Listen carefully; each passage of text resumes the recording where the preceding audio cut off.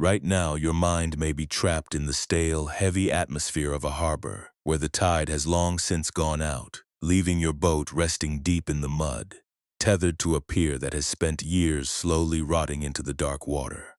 You are lying in the quiet of your room, perhaps with the scent of old rope and damp salt air lingering in your memory, while the weight of everything you have refused to let go of keeps your hull firmly pressed against the silt. It is a specific kind of stagnation, the sensation that you are waiting for a current to pick you up and carry you toward the horizon. Yet you remain anchored by a rope you tied yourself, a thick, salt-encrusted length of hemp that binds you to a piece of history that is already falling apart. Your hands feel the phantom burn of the friction, and even as your body longs for the release of sleep, your mind insists on checking the knot, terrified that if you finally severed the connection, you would drift off into a vastness you are not yet prepared to command. Maybe you came here because you are weary of the constant, creaking groan of your own boat straining against the wood of a dead pier.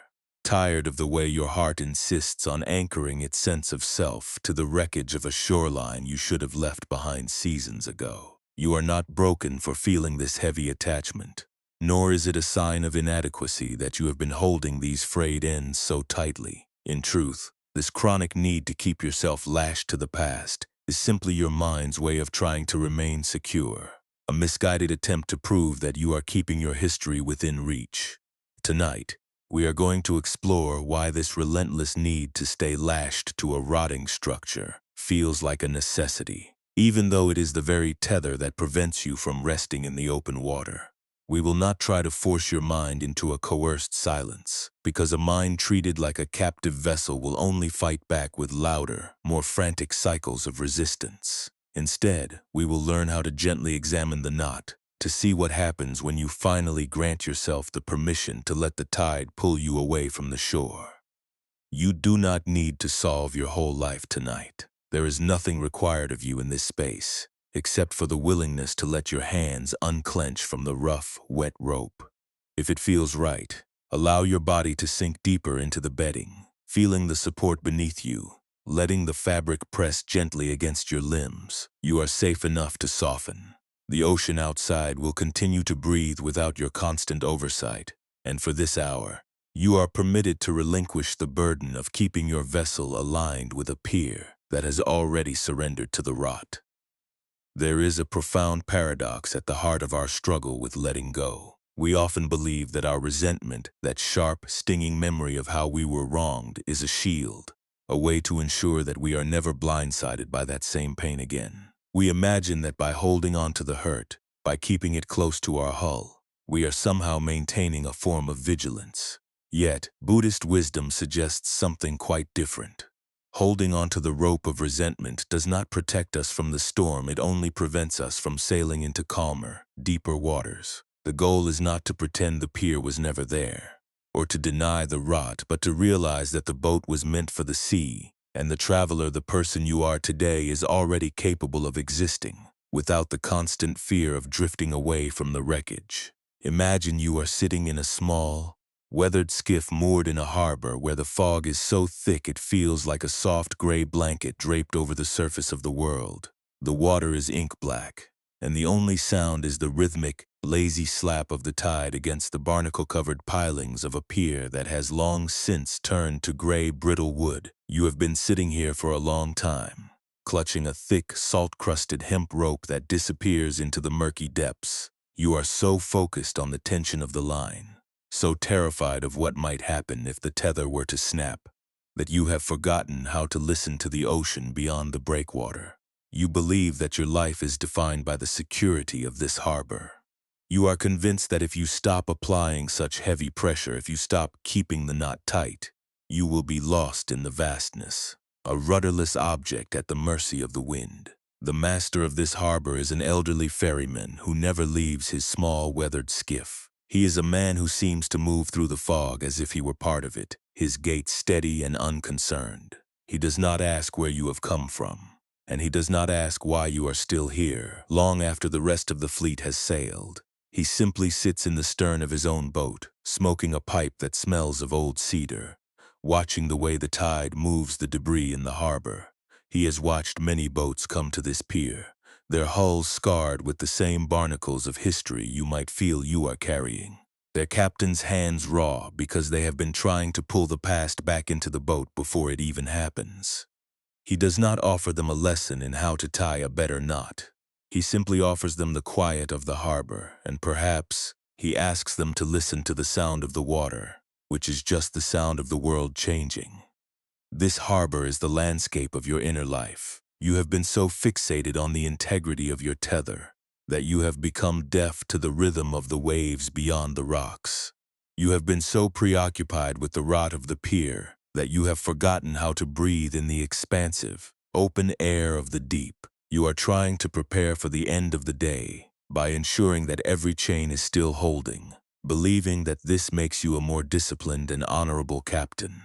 But when you arrive at the edge of the evening, you will find that the ocean does not care about the history of your moorings. The ocean only cares about the depth.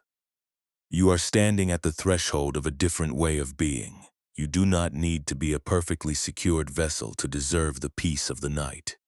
You do not need to prove that you have finished your inventory, or that you are finally ready to be free from the fear of being seen as adrift. You only need to notice the tension in your fingers. Tonight we will look at the way this desire to be anchored keeps the heart in a state of perpetual stagnation. We will explore how to set the rope aside, just for a while, to listen to the silence that exists when you finally stop fighting the tide. As you lie here, feel the weight of your limbs sinking into the bedding. Let the floor beneath you be the solid, cool deck of the ferryman's boat that supports your posture. Let the darkness of the room be the soft, protective shroud of the evening mist. You are safe enough to let the unfinished voyage of your life remain as it is for a few hours. Nothing will be lost if you stop holding the rope with your constant, aching vigilance. The world will not drift away because you have decided to rest your hands. If a thought of tomorrow arises, perhaps a duty you fear you will never fully fulfill, or a mistake you worry might cause the pier to collapse entirely, do not chase it. Do not argue with it. Instead, observe it as if it were a single, frayed strand of hemp appearing on the surface of your awareness. Notice the way it appears. Acknowledge that it is part of your history, but recognize that you do not have to pull until the fibers cut into your skin. You are the one who is sailing, not the one who is defined by the strength of the anchor. We are going to look deeper into this, and in a moment we will explore the story of a young student who came to the ferryman's harbor, only to realize that the safety of the pier didn't require him to be immobile, just aware for now. Just allow yourself to exist in this space of arrival. You are doing enough simply by being here, by choosing to watch your inner landscape shift without needing to intervene. You are safe. The wreckage behind you is already sinking, and the water in front of you is waiting. And you are, in this moment, exactly where you need to be to begin the long, slow process of loosening your grip on the rope. There is a natural law here. We cannot always control the state of the harbor, and we certainly cannot rebuild the piers we have already lost. We worry so much about the rot in the structure that we fail to see the sea that is waiting to carry us. But the ferryman knows something you might have forgotten. A boat with no movement is a boat with no purpose, no wind, and no journey. Tonight, we will learn how to breathe into the stagnation where these habits of attachment have resided for so long. There is no need to rush. The twilight moves in its own time, and you have all the time you need to learn how to sail with an open hand. Just stay with your breath. Stay with the quiet. The pier will still be there if you need to remember it. But for tonight, you are allowed to leave the rope on the cleat and see what it feels like to simply be the traveler who has finally walked out onto the deck. In a desolate harbor town where the gray mist clung to the masts of ships like a persistent, damp memory, there lived a carpenter named Elias. He was known for the strength of his knots. He could tie a line so securely that even the wildest winter gales could not tear his vessels from their moorings. Yet, Elias lived his life behind a wall of quiet, agonizing caution. He was haunted by a betrayal from his youth, a business partner who had vanished in the night, taking with him everything Elias had built and leaving him with nothing but a crushing debt and a profound, indelible sense of shame. To protect himself from ever being caught off guard again, Elias had become a master of the tether. He lashed his boat to the pier with dozens of thick, salt-encrusted hemp ropes, convinced that if he could only ensure he was bolted to the earth, the chaos of the world could never reach him. One evening, when the tide was low and the harbor was nothing but a vast, sucking expanse of black mud, a silent ferryman drifted toward Elias Pier. This ferryman was a man of indeterminate age, wearing a cloak that looked as though it had been woven from the harbor fog itself. He didn't dock his boat, he simply brought it alongside the rotting wood of the pier and sat there, his hands resting on an oar that had been polished smooth by decades of use. In his lap sat a single heavy stone, its surface etched with deep, jagged carvings that looked like the maps of rivers he had never traveled. Elias was busy tightening one of his knots, his knuckles white, his breath coming in short, sharp hitches. The ferryman watched him for a long time, the only sound being the groan of the wood against the iron cleats and the distant, lonely cry of a gull. Finally, the ferryman tapped his oar against the side of his boat, a hollow, resonant sound that seemed to pull Elias out of his trance. "You have tied yourself to a ghost," the ferryman said, his voice as rasping and rhythmic as the tide. Elias straightened, his heart hammering against his ribs like a trapped bird. "I am tying myself to safety," he snapped, his voice tight. "The water is unpredictable. The world is full of people who steal what you have built. I am merely ensuring that what is mine stays mine." The ferryman didn't argue. He simply reached into his boat, picked up the heavy stone with the etched maps, and held it out toward Elias. "If I were to drop this stone into the harbor," the ferryman asked, "would the harbor be any smaller? Would the water be any less deep? Would the tide forget how to turn?" Elias looked at the stone, then at the thick, rotting ropes that held his boat pressed against the mud. "It has nothing to do with the harbor," he said, his voice dropping to a whisper. "It has to do with the boat. The stone doesn't matter." "Everything is the stone," the ferryman said, his eyes reflecting the dull glow of the harbor's lone oil lamp. "You believe this rope is keeping you safe, but look at your hull. It is splintered. It is warped from being forced against this pier for so long. You are not protecting your ship, you are slowly breaking it to satisfy your fear." The ferryman then stood, a movement so fluid and light it defied his age. He took the etched stone and placed it gently on the pier, right next to Elias' primary knot. He didn't offer a lecture, he didn't tell him to move on or to forgive. He simply sat back down and began to row, his oars dipping into the black water with a grace that made the fog seem to part before him. Elias stood there for hours, the stone sitting at his feet. The tide began to return, the water rising with a slow, relentless patience, slapping against the sides of his boat. He looked at the rope, the same rope he had been tightening for 15 years. For the first time, he noticed how much it had frayed. It was coated in slime, smelling of rot and ancient decay. He realized that the knot wasn't just holding him to the pier, it was holding him to the hurt, to the betrayal, and to the version of himself that had been small and broken all those years ago. He reached out to touch the stone. Its surface was cold, biting against his damp skin. He thought about his former partner, about the anger that had become his only real companion, and the way he had constructed his entire life as a defense against a single past event. He felt the weight of it, not the weight of the loss, but the weight of the holding. He looked out into the harbor, into the thick, swirling fog where the ferryman had vanished. He didn't know what was out there. He didn't know if the water was safe, or if the tide would pull him into something he couldn't handle. He didn't untie the rope. He wasn't ready to let go entirely. But he did something small. He loosened the knot. Just one turn of the hemp, just a little slack, the hull groaning as it drifted a few inches away from the rotted wood. It was a terrifying, exhilarating movement. The boat didn't sink, it didn't drift into a storm. It simply rocked, a new, gentle rhythm that he hadn't felt in a decade. Elias sat on the edge of the pier, his hand resting on the etched stone. He didn't pretend the hurt was gone. He didn't pretend the debt hadn't ruined him, or that his life hadn't been changed by the theft. But he sat there, watching the water rise, watching the rope slacken, and for the first time, he didn't feel the need to pull everything back to himself. He let the boat drift those few inches, and he let himself breathe, the night air filling his lungs, no longer tasting of salt and rot, but of the wide, unknown possibility of the open sea. He wasn't healed. He was just starting to realize that the anchor he had been worshipping was just a piece of rusted iron, and the boat beneath him, battered as it was, still knew how to float. The fog continued to swirl around him, a soft gray silence that asked for nothing, and in that silence, Elias finally began to understand that the past was a shore he had already left. He was only holding onto the pier because he was too afraid to admit that he had been in the middle of the ocean all along. He leaned back, his hand still on the stone, the rope hanging loose, and let the night carry the burden of his existence for a while, his heart slowing, his eyes drifting shut, as the harbor whispered to him that it was okay to simply be right where he was, tethered to nothing but the turn of the tide.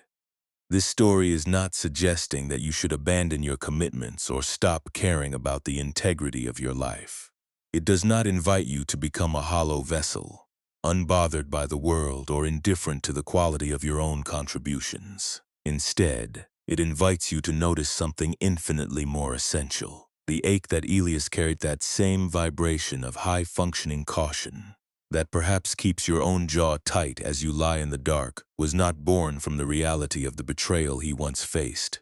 It was born from the way he interpreted his history, and the way he insisted on turning his entire life into an instrument of defense.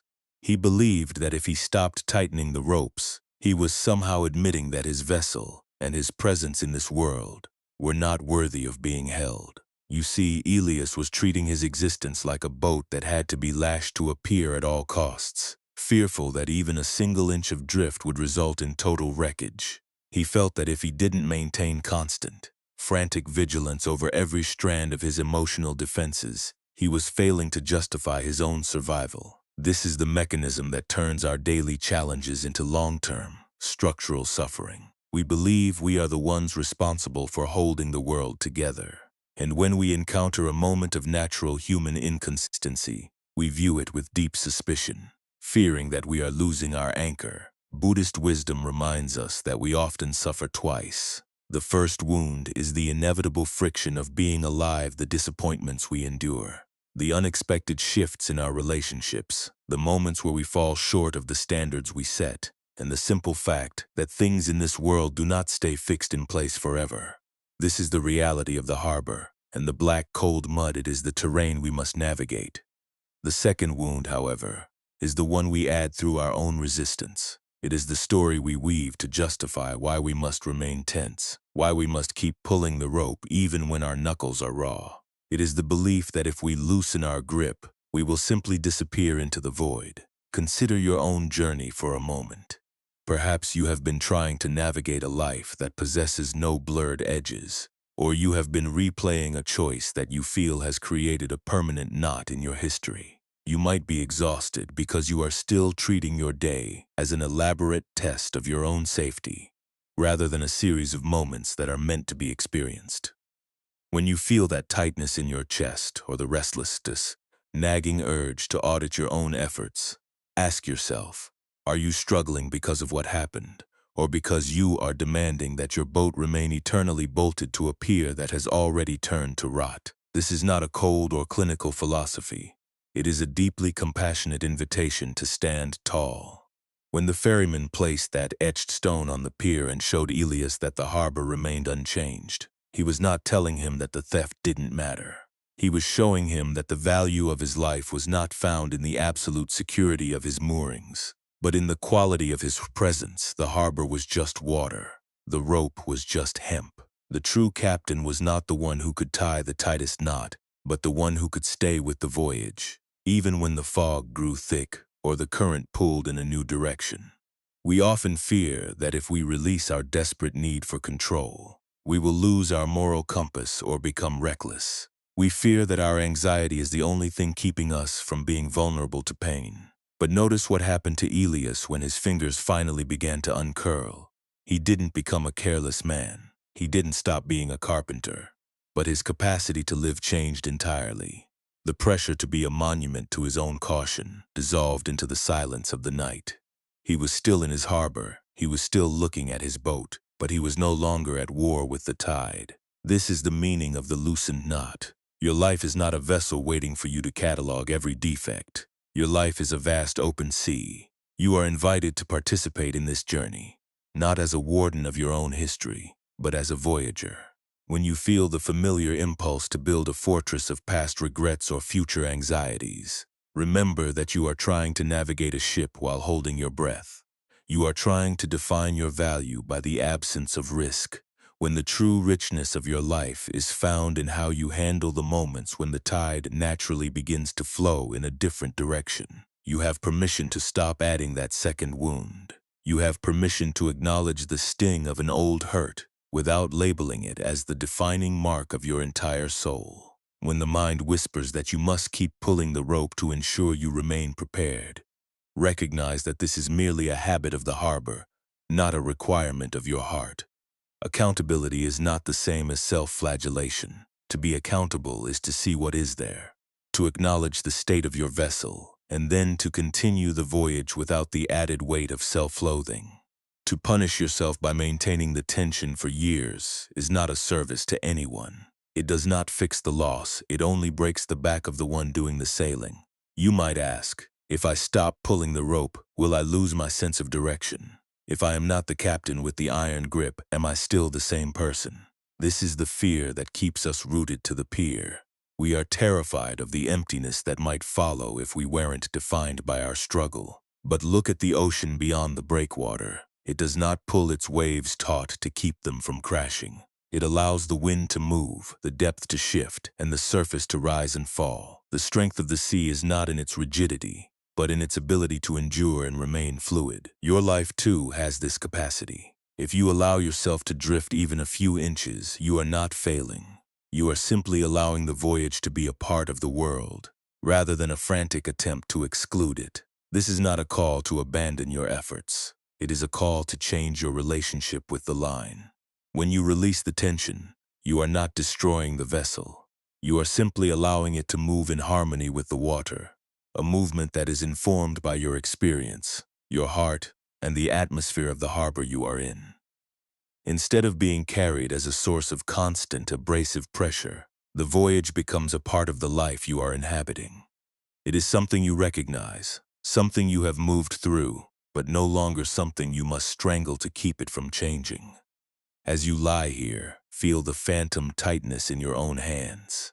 Perhaps you have been clutching a rope of what I have lost for as long as you can remember. Maybe you are holding a knot of anxiety about a relationship or a personal disappointment, thinking that if you focus on it long enough, you will eventually pull the past back into the present. Observe this tension. See it for what it is. A physical response to a mental pattern that has outlived its usefulness. It only has the power you grant it by choosing to hold it so tightly. You are safe enough to set the rope down on the cleat of this room. You are safe enough to let your fingers stretch out, to let your breath reach the bottom of your lungs, and to discover what it feels like to sit on the deck without the extra strain. There is a natural law here. The more we cling to our need for a static harbor, the less capacity we have to see the beauty of the life that is actually unfolding. This is why you feel so exhausted, dear friend. You are living in a divided state, split between the desire for a controlled outcome and the reality of a human experience that is inherently and beautifully filled with shift and change. Tonight, we are going to practice the art of the departure. You have done the hard work of mooring for so long. You have carried the heavy anchor through the dark, lonely hours of the day. But the ocean is right here, and the tide is turning, and there is absolutely no requirement for you to prove your worthiness before you sleep. In the next part, we will explore the internal landscape of this practice, learning how to breathe into the stagnation where these habits of attachment have resided for so long. We will move away from the effort of holding the line and toward the relief of release. You are already doing the work simply by witnessing the tension. You are already beginning the process of loosening your grip simply by being willing to hear this story. There is no need to rush. The twilight moves in its own time, and you have all the time you need to learn how to sail with an open hand. Just stay with your breath. Stay with the quiet. The pier will still be there if you need to remember it. But for tonight, you are allowed to leave the rope slack and see what it feels like to simply float in the evening air. If it feels right, allow your breath to become the current that gently lifts your boat away from the mud of the harbor. You do not need to alter your rhythm, simply observe the way the air flows in, cool and steady, and flows out, carrying with it the residual tightness of the day. Imagine that with every exhale, you are not trying to push the tide or force the winds to change direction, but rather, you are simply allowing the air to carry the stiffness out of your chest. Much like the way a gentle harbor breeze naturally clears the heavy, salt-laden fog from the deck after the sun has set, there is no need to coerce your mind into a perfect empty void. Trying to suppress your worries is like trying to hold a boat in place by sheer muscle. It only creates more strain, more friction, and more wear on your own spirit. Instead, we are going to practice the art of the captain, who has finally decided to loosen the knots and see what the water has to offer. Bring your attention to your body. Is there a place where you are still clutching, still holding onto the fibers of your past obligations with a clenched fist? Perhaps your shoulders have crept toward your ears, bracing for a storm that passed long ago. Or your brow is furrowed in a permanent protective frown. Soften these areas, not because you have to be efficient or productive, but because the harbor is quiet, and there is no reason to maintain the posture of a sailor who is working against an impossible deadline. Now, imagine that heavy stone with the etched, river-like map sitting at your feet on the deck. This is the container for your attachment, the physical weight of the past you have been so afraid to release. It is sturdy, it is solid, and it is capable of holding whatever you are finally ready to acknowledge. Choose one tether that has been circling your mind today: a worry about a past conversation, a fear concerning an old mistake, or a flicker of self-doubt about your current course. Do not run from it, do not fight it. Simply turn your gaze toward the knot that represents this specific memory. See it for what it is: a thick, salt-encrusted loop of hemp binding you to a pier that has already begun to sink. There is no rush to hack it away. Just hold the image in your mind, and as you inhale, observe the tension in that specific knot.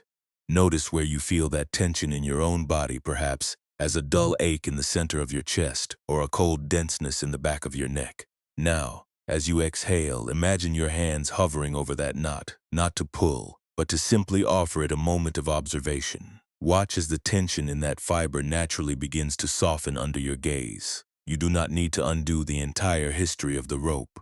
You do not need to change the story of what happened. Just watch as the knot rests, no longer straining against the cleat, no longer pulling the boat into the silt. See how the edges of your resentment lose their jagged, stinging definition as they settle into the wood of the deck. This is the reality of the present moment. It is always accommodating, always spacious, always meeting your past with a quiet, grounding stability. You are not the rope. You are the one who is witnessing the tether. You are the one who is choosing for this moment to let it rest while you sit back on the deck and look out toward the expanse of the bay. If your mind tells you that you must tighten your grip, that you must scramble to pick up the line and ensure you are still safely moored, recognize that this is just another impulse to fight the tide.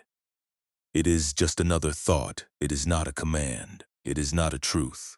It is simply a habit you have grown accustomed to. Let it be there. Let it sit in the dim, foggy light of your awareness until it becomes a part of the landscape, losing its power to dictate your direction. Perhaps you find that another thought arises: a worry about whether you are resting correctly, or a concern that you will forget this sense of ease once you wake. This, too, is a strand of hemp. Allow it to fade into the background. Watch it lose its sharp definition in the cooling air of the night. You have enough space in this harbor to hold all your history, all your regrets, and all your beautiful, messy attempts to be safe. The sea is boundless. The water is infinite. You have nothing to prove to the ferryman, and nothing to hide from the stars. As you sit here in the quiet, feel the texture of the air against your skin.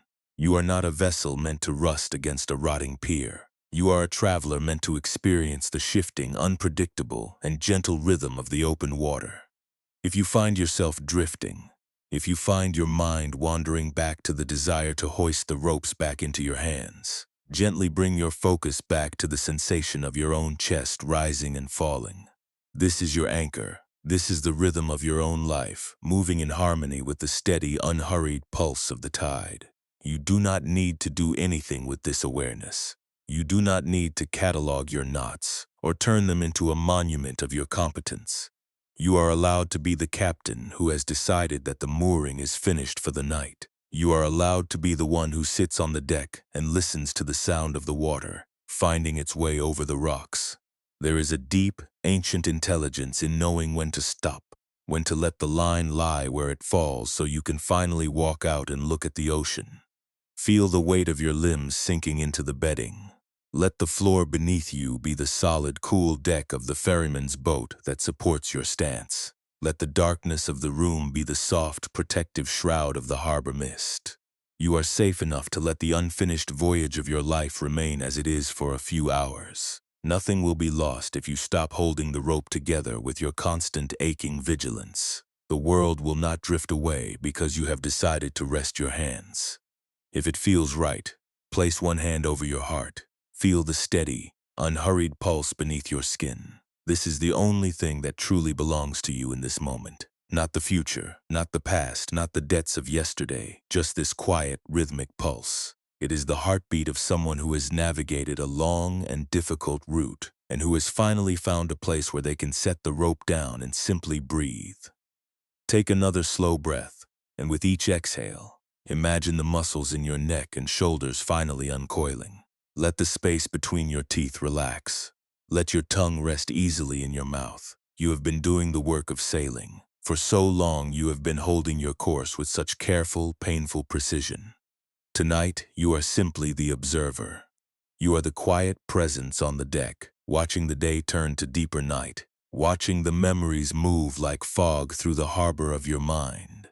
There is a profound grace in this suspension of effort. When you stop demanding that your vessel be perfectly docked, you begin to see the beauty in the fluidity of your own path. You see that your life is not a rigid structure of fixed moorings, but a continuous unfolding journey. You are not failing. You are experiencing the flow. And in this experience, there is a peace that is not achieved, but arrived at a peace that was waiting for you.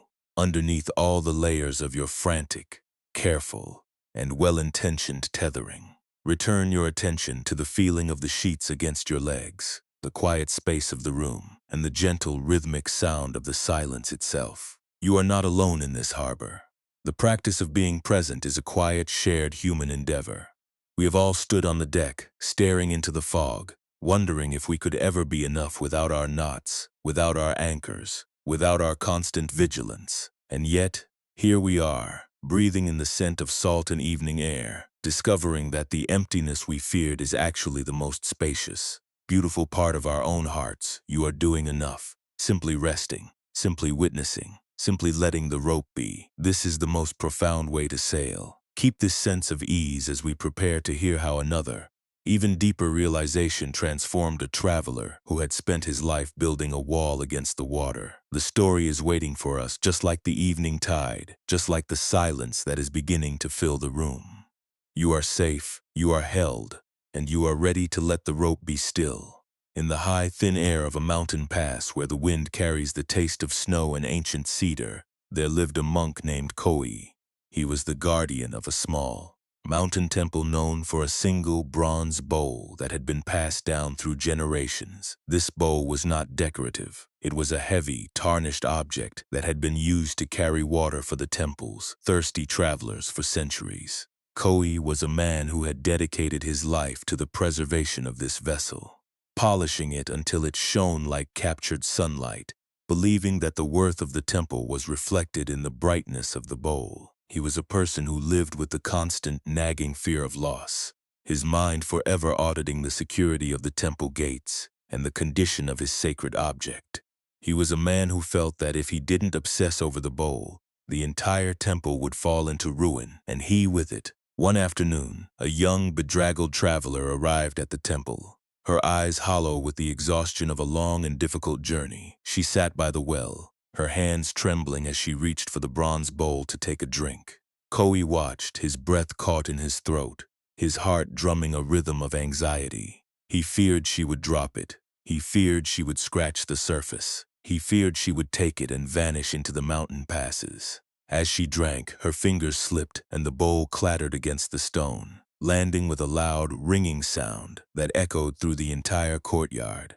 A small, jagged dent appeared on the rim of the bronze. Koi rushed forward, his face flushed, his entire body rigid with the familiar, suffocating need to control. He snatched the bowl from the stone, his eyes searching the dent as if it were a physical wound on his own skin. He looked at the traveler, his mouth open to deliver a sharp rebuke, his mind already spinning a narrative of her carelessness, her disrespect, and his own failure to protect what was holy. He was ready to banish her, to scream, to lash out, anything to fill the sudden, terrifying emptiness that the dent had created in his structured world. The traveler didn't apologize. She didn't look away. She simply looked at Koi, her eyes clear and calm, and whispered, "The water tasted the same, didn't it?" Koi froze. The question was so simple, so completely disconnected from the monumental crisis he had constructed in his mind, that it stalled his anger entirely. He looked down at the dent, then at the water still dripping from the rim. He realized that the dent didn't change the bowl's purpose, nor did it change the thirst of the person who had drank from it. The bowl was still a bowl. The water was still water. Only his own internal story, the story that demanded perfection as a prerequisite for peace, had been damaged. He stood there for a long time, the heavy bronze cool against his palms. He felt the impulse to fix it, to hammer the metal back, to scrub away the evidence of the mistake. But he held still. He breathed. He felt the cold air against his skin, the weight of the bowl, and the frantic, buzzing energy of his own mind trying to reclaim authority. He chose to do something he had never done before. He took a slow, deep breath, and he let the anger move through him, like wind through the pines. He did not act on it. He did not push it away. He simply sat with the feeling of his own imperfection, and the imperfection of the object he loved. Koi looked at the traveler, and instead of speaking, he handed the dented bowl back to her. He did not smile, for the hurt of the dent was still real. But he didn't need to pretend it hadn't happened. He simply accepted that the temple was not a museum, and that he was not a guardian of objects, but a participant in a living, shifting world. He realized that the fear he had carried, the fear that a single imperfection would unravel his life, was the very thing that had kept him from ever truly tasting the water he served. He had been so busy auditing the vessel that he had forgotten to be present for the act of drinking. From that day on, Koi did not stop polishing the bowl, for he still honored his duty, but he stopped expecting it to remain unchanged. When he saw the dent, he didn't see failure. He saw the history of a traveler who had found a moment of relief in a hard land. He stopped treating his thoughts as commands that had to be obeyed, realizing that most of the suffering he endured was not caused by the bowl, but by the story he told himself about the bowl. He became a man who could still serve, who could still guard, and who could still care. But he was no longer a man who needed the world to be unscarred to feel that he was whole.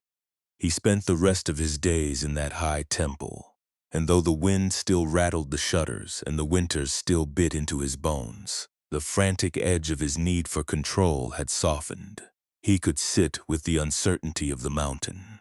He could forgive the travelers who brought their messiness into his world, and he could lie down at night, the sound of the wind in the cedars his only lullaby, finally understanding that his worth was not found in the pristine surface of the metal, but in the willingness to keep serving, to keep holding, and to keep letting go, over and over, until the very idea of holding on to anything at all felt like a burden he no longer needed to carry. He found that the bowl, dent and all, was just as capable of holding water as it had ever been, and that he, too, was finally capable of holding his own life, not with the tight, suffocating grip of a warden, but with the open, steady hands of a monk who had finally found the peace of the mountain pass.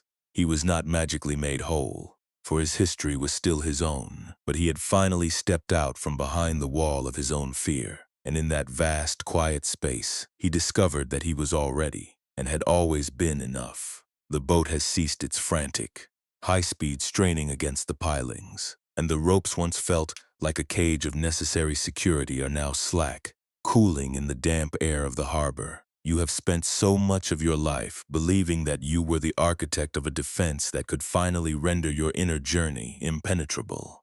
But as we sit in this deepening quiet, consider the true cost of that construction. The mechanism of your suffering is not found in the storms that challenged you. It is found in the relentless, rhythmic stiffness of your own mind, trying to reshape those storms into a course that never quite feels certain.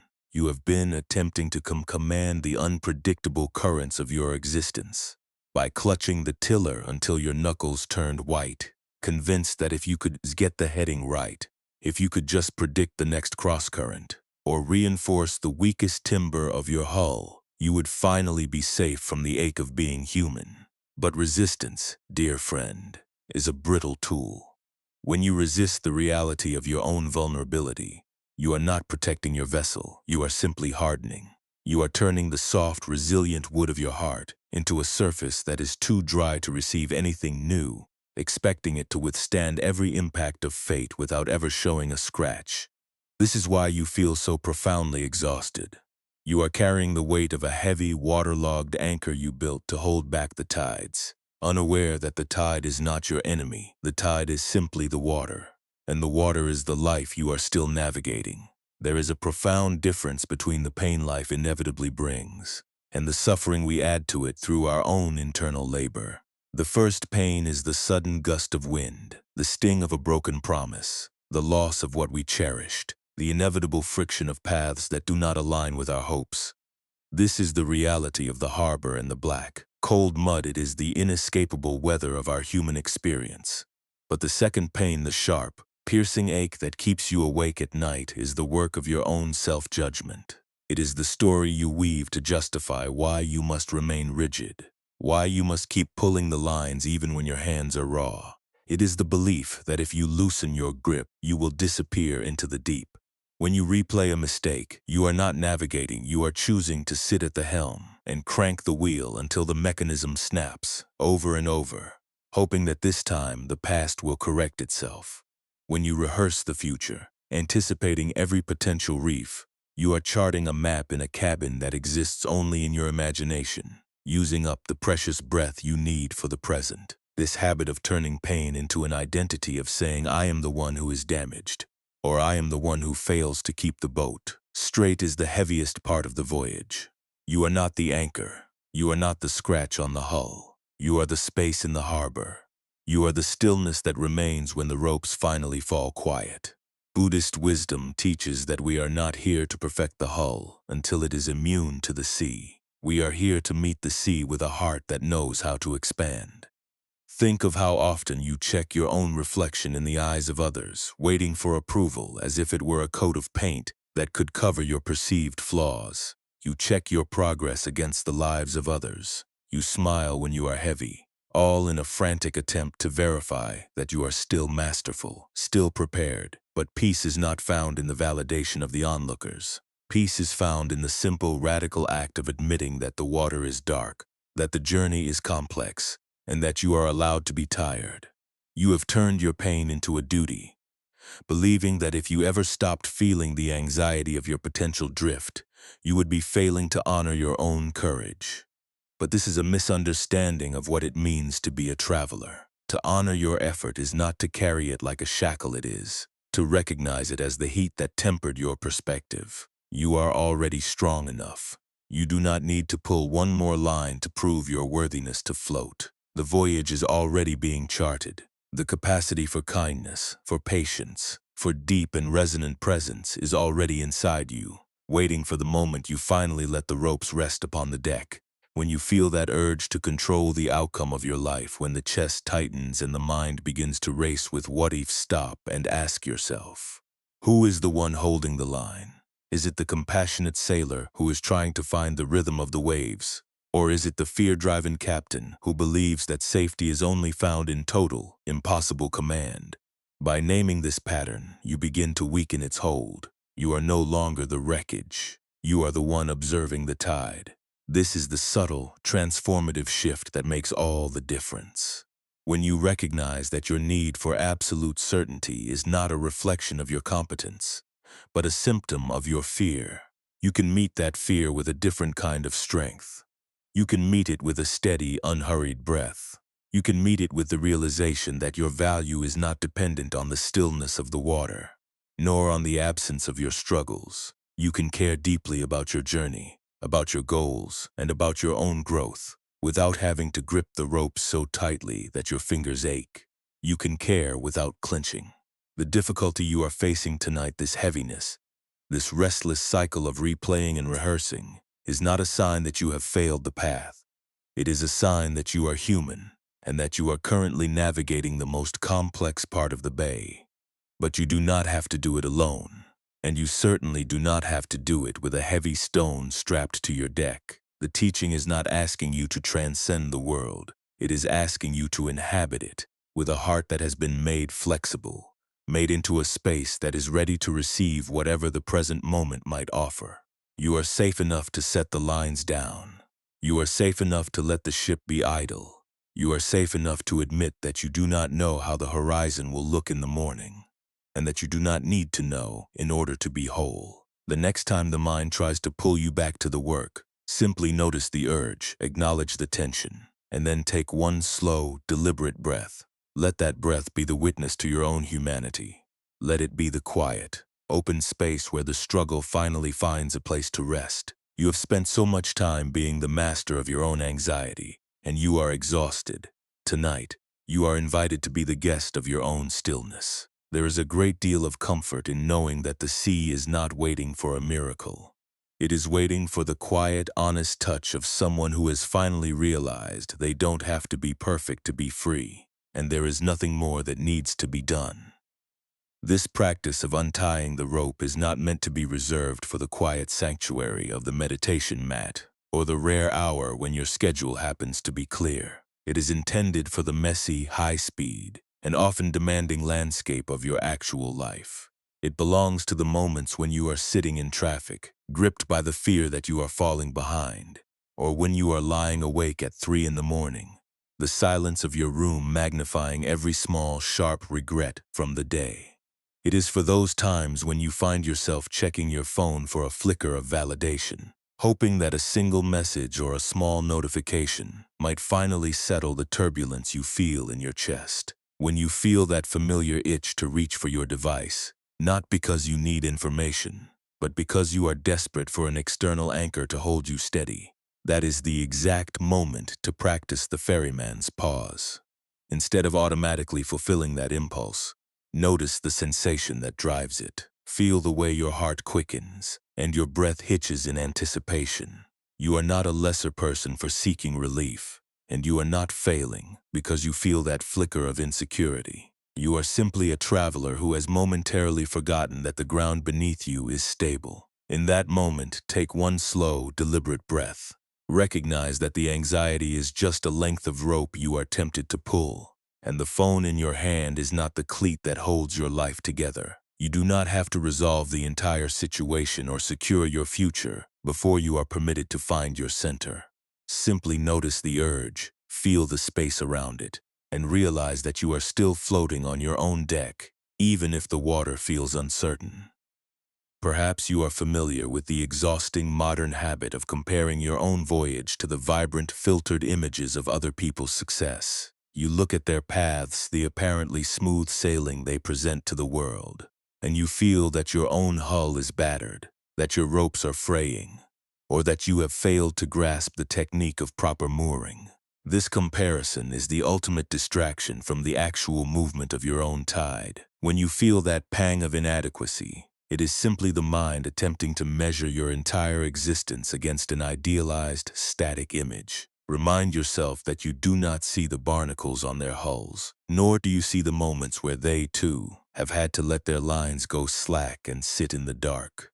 Give yourself the grace to be a traveler who is learning to appreciate the unique, weathered texture of their own progress. You are not drifting off course. You are simply moving at the pace of your own genuine journey. There will be days, perhaps tomorrow, when you feel the heavy mantle of needing to be perfectly composed for those around you.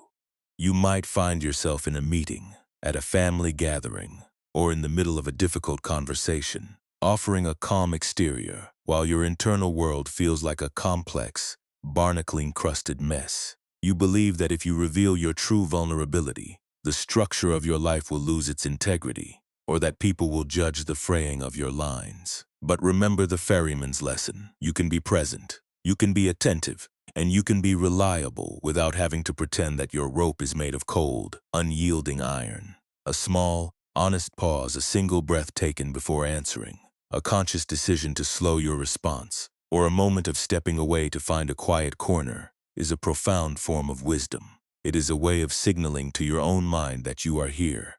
The voyage is still unfolding, and you do not have to force a perfect performance to be valid.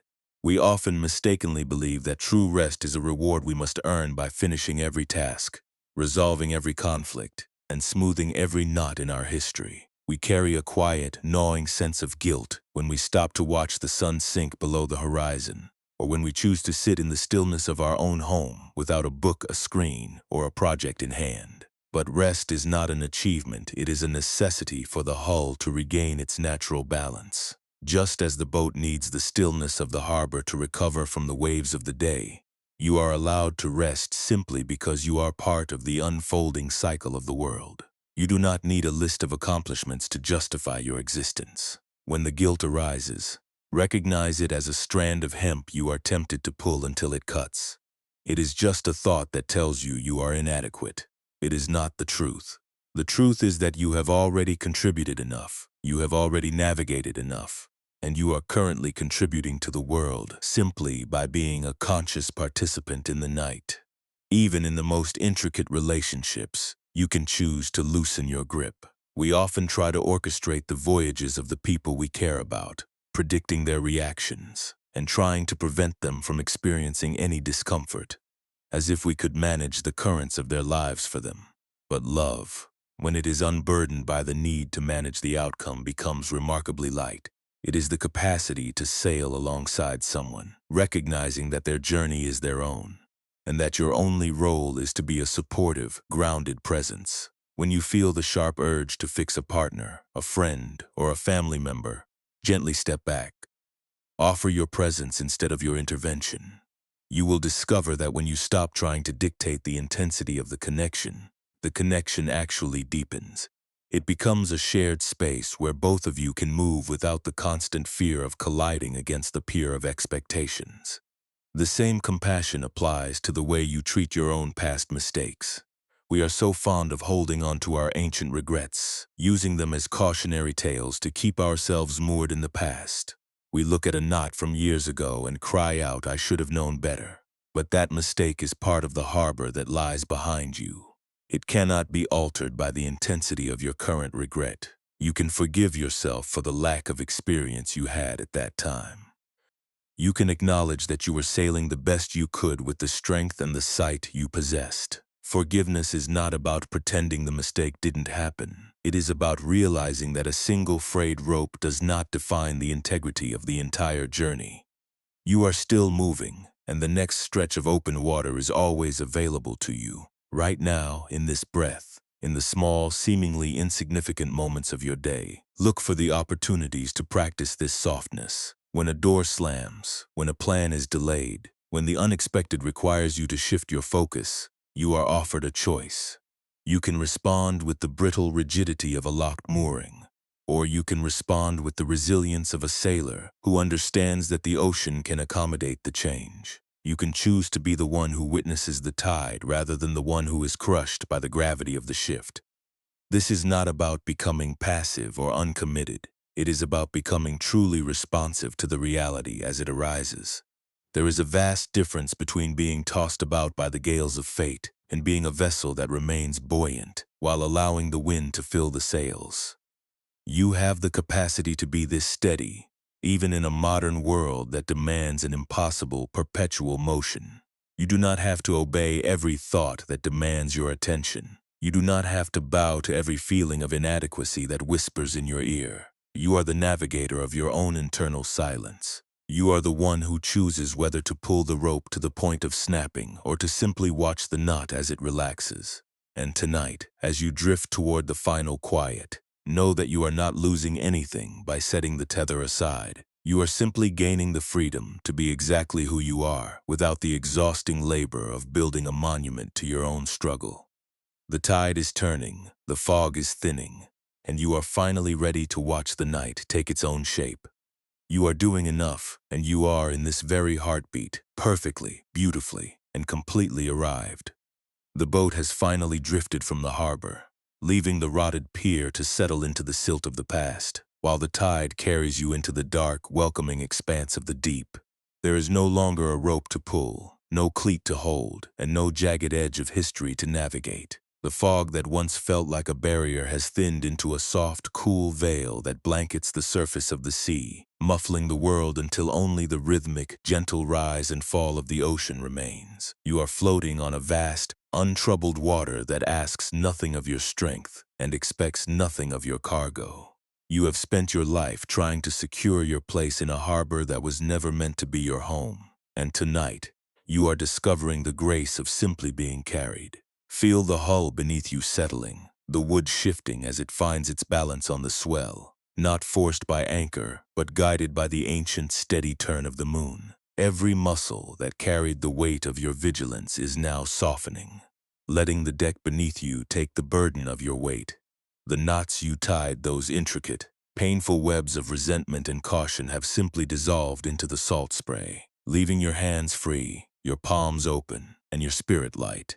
There is a profound, quiet strength in this surrender, the strength of a vessel that has stopped resisting the sea and finally allowed itself to be part of the voyage. The air around you is clean, tasting of brine and the infinite possibility of the horizon. You are not lost, for there is nowhere you need to arrive. You are simply present, moving through the dark with the same ease as the current itself. The tension in your jaw, the phantom pressure behind your eyes, the restless, replaying hum of your thoughts, all of it is being washed away by the gentle dark water that cradles your hull. You have been holding your breath for years, waiting for a safety that could never be found in a harbor, and now you are finally inhaling the vast open space of your own quiet. Listen to the water again. It is a slow, steady pulse, a heartbeat that is not your own, but one that welcomes you home. Let your breathing match this pace, shallow and rhythmic, letting the air move in through the stillness and out into the cooling mist. You are not a captain who must justify the route. You are a traveler who has found the truth of the deep, where the past has no weight and the future has no anchor. You are safe to drift. You are safe to close your eyes. You are safe to let the boat take its own course through the quiet of the night. The images of the day, the memories of the pier, the ghosts of old hurts, they are all settling into the depths, far below your keel, where they can no longer reach you. You are moving into the open, where the water is deeper than your worry and wider than your regret. The night is a cradle, built of silence and the slow, rhythmic breath of the sea. There is nothing left to solve, nothing left to prove, and nothing left to tether. The rope you held so tightly has finally fallen into the dark, and you are not sinking. You are floating. You are finally completely floating.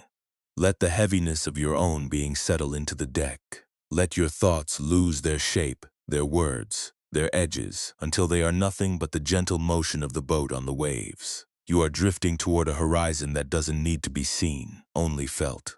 A horizon that is not a boundary, but an invitation. You are returning to the center of your own quiet, to the place where you were never broken and never apart from the steady turning world. The harbor lights have flickered out, and there is no need to look back at the shore. There is only the dark, the depth, and the gentle sway of your own heart. Everything you have been carrying is being given back to the water, and in return, you are being given the peace of an empty deck, a silent cabin, and a sky that knows no name. You are falling into the deep rest of the voyage, where the only sound is the water, and the only direction is sleep.